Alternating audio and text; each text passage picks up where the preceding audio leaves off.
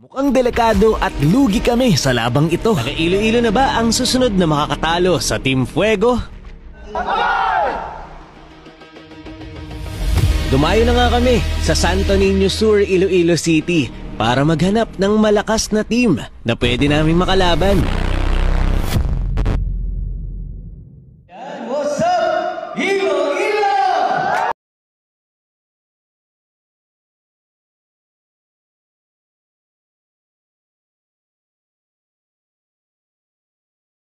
At ang kampiyon sa tournament nila ay ang first round exit.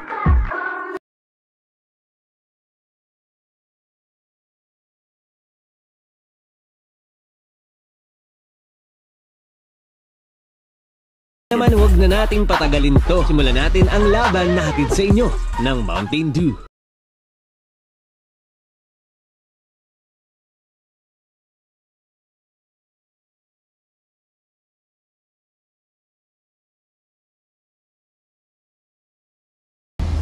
Yo!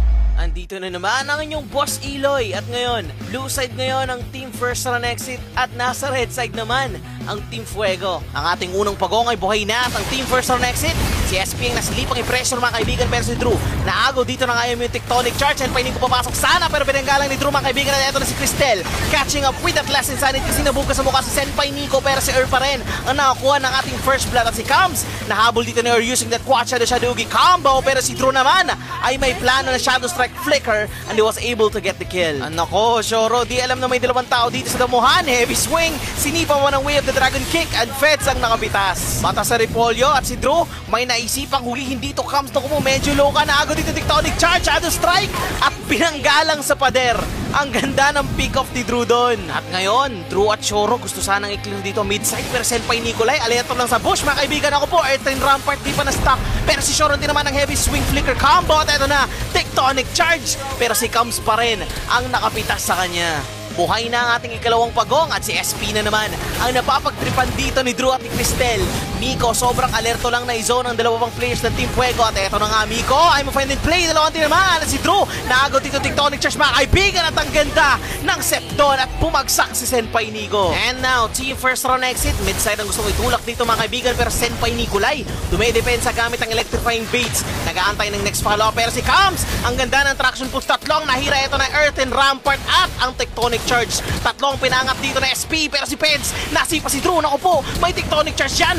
Nabaliktad ang Team Fuego ng 3-man tectonic charge naman. At si Yor ang mag-clean up mga kaibigan. Nakapag double kill dito. Naku po Feds, kailangan mong tumakbo habang may lupa pa. At siya na ang magiging next takedown dito ni Yor mga kaibigan. Isang one hit na lamang at yon, mega kill na para kay Yor. Naku po Nico, bumalik pa. Trinay huliin dito si Shore mga kaibigan pero nakapag quick sun guard to save himself. Nakalis nga si Nikolai pero si Hennessy naman ang natira. Umiikot na ang gasol sa mukha at sumabog kay Hennessy. Buhay na ang ating ikatlong pagong at ang Team First Round Exit na naman ang nauna sa ating objektibo mga kaibigan pero si Ese going in here with the Infernal Pursuit para i-zone lang mga players ng Team First Round para makapwesto ang Team Fuego pero naku po, Shoro medyo napalalim na blockan dito ng Earth and Rampart na SP and Kams was able to take him down. Pabagsak na objektibo sino makaka-retry pero si Earl pa rin ang nanaig and now Cristel using that last insanity para pabagsakin sana sa SP pero nakapag-flicker up pa mga kaibigan at sa itaas Senpai Nico at Ped, si Miko ang gustong mabigyan with this electrifying baits pero may follow-up dito sa with that Ugi Shadow kill pero ang ganda rin ng higit ng I'm offended to ni Miko and they were able to take down Senpai Nikolai. Peds na lang, isang one hit at Miko takes him down. Tuloy ang pag-pressure ng Team First Round Exit sa mid-side ng Team Fuego pero ako po si Cristel na-trap dito ng Earthen Rampart na SP natanggal ng Frago Army pero ang backline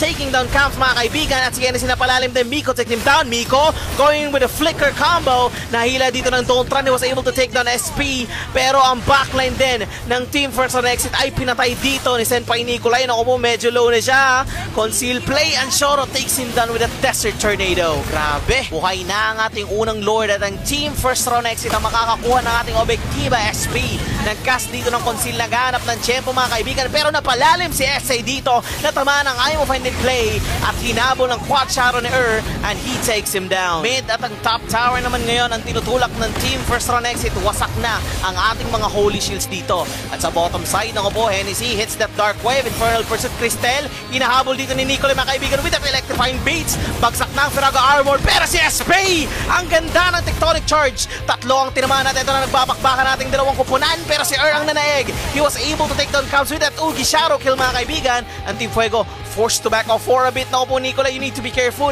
May naagaw na naman ng Tectonic Charge. Ang ganda ng Totran higit doon mga kaibigan. Low na si Nicolai. Nahabol pa ni Drew with the Tectonic Charge. Mega kill na dito mga kaibigan. Nakapag-flicker pa si Shoro. Raging Sandstorm. Tinamaan dito si SA. But Camps takes down Shoro and Miko trades on Hennessy. Sa gitna. And oh my Miko! Another double. I'm offended play. Pero SP trades with the Tectonic Charge mga kaibigan. Camps was able to take down Miko pero nakapag-double kill dito si Wala nang players ng Team Fuego para makadepensa pero wala rin namang minions dito ang Team First Run Exit kaya mapipilitan silang umalis at kunin na lamang ang ating pangalawang Lord. Grabing bakbakan yon. Patuloy sa pagmarcha sa mid-side ng Team Fuego ang Team First Run Exit at ang Team Fuego ginagawa ang lahat para madepensa ng pagragasa na to mga kaibigan si Senpai Nicolai casting that electrifying beats at ang ganda ng follow-up dito na SP with the 3-man Tectonic Charge. Nakapagsak agad si Miko mga kaibigan. Napalalim pa dito si Shoro and Camps gets the kill on Shoro ang nagtatakbuhan ang natitirang players ng Team First Round pero gets the kill on Pets at si Drew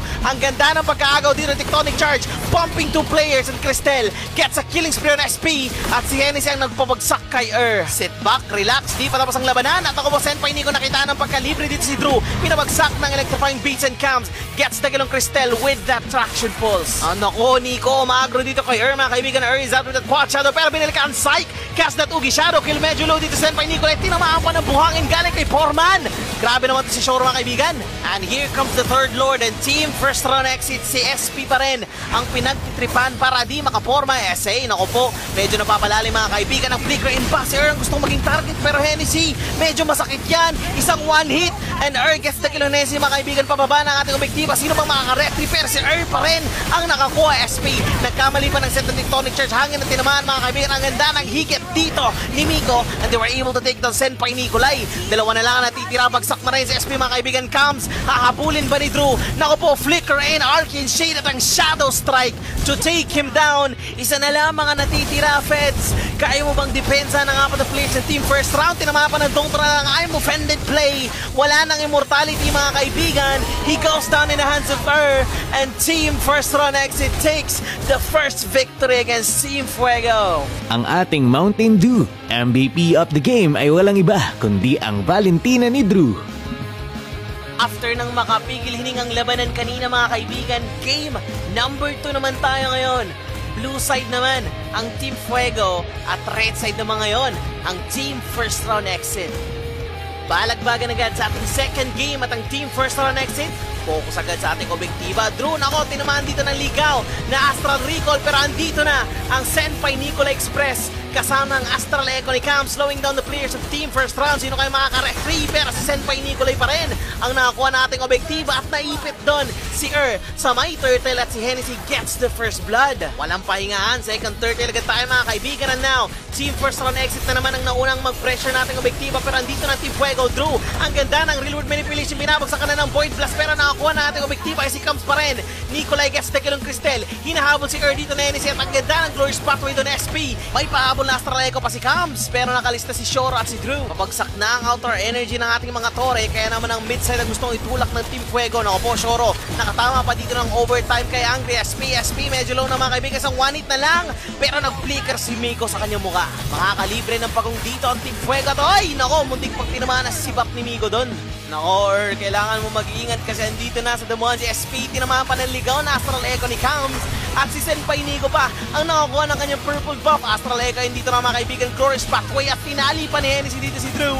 Nakapag-pop pa ng portal si Shoro mga kaibigan pero sobrang dami lang ng damages dito ng Team Fuego. Napabagsak pa nilang Torre, napatay pa ni Pets dito si Cristel. Pero Miko nakakuha rin ng Torre. Team Fuego nakapokus lang sa ating objektiba at makakalibre sila ng Lord dito, SP. Ang ganda ng ginagawang pag-zone dito para di makalapit ang mga players ng Team First Round Exit. Mid lane ang napiling daanan ng Lord ng Team Fuego at binangga pa talaga ang second middle third dito ng Team First Round Exit SP. Ang ganda ng paglapag ng Glorious Pathway at sa Senpai Nicolai.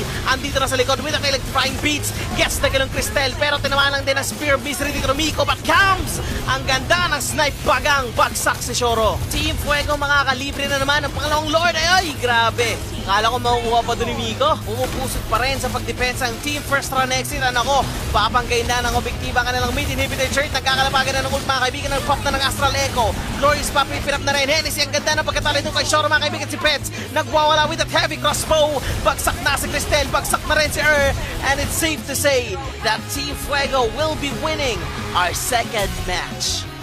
At ang ating Mountain Dew MVP of the game ay walang iba kundi si Hennessy gamit ang kanyang sisi. After ng dalawang intense na labanan, game number 3 naman tayo. Blue side naman ngayon ang Team First Run Exit at right side ang Team Fuego. Ratsada na sa pangatlong laro. Game on! Game number 3, Senpai Nikolai on this Lancelot pick mga kaibigan. Beacon ako, nahabol dito ng puncture play, retribution, bottom execution, di pa tumama. But Third Rose gets the kill. Buhay na ang ating unang pagong at ang ating dalawang kupunan ay nakikipag-aurahan lang sa isa't isa dito sa middle lane. Ako, Hennessy, muntik nang mabigyan but he was able to flicker out and pop that consecration to save himself from the damages. Counts, naangat dito si Cristel ng Lantern Flare at nag-aabang na lang tayo kung sino makakuha ng objektiba. Ugi Shadow kill and gets the objective, is out with that quad shadow mga kaibigan. At si Hennessy, binigyan din ng discount doon si Shoro. Rekta agad sa ating pangalawang pagong. Shoro napakalalim na naman. Inangat dito ng Lantern Flare ni Counts at si Hennessy ang nakapitas gamit ng Ionic Kiss. Nakapagpapa dito ng Throne of Ruin si Cristel. Tinamaan si SP and gets the galon SP at si Counts using that Crimson Beacon to save himself. At si Senpai Nico pa nakukuha nating objektiba. Nangat na naman si Cristel. Feds gets the kill at si Hennessy napitas rin si Oh, Nico, fathom execution dito kay Shoro pero ang purple pa naging target na si SP. Going in with that circling eagle kay Shoro pero si Pesa nakapagpatumbag using that Death Sonata. Ang ganda sana setup dito ni Cristel with that 3-man Throne of Ruin pero walang follow-up na nangyari. Double kill si Miko pero si Pets ang nakapag-triple kill. Mata kay Nikolai, puncture, turn Rose at wala na agad nagawa si Drew. Taking down Drew that easily at Senpai Nico using that phantom execution to get out.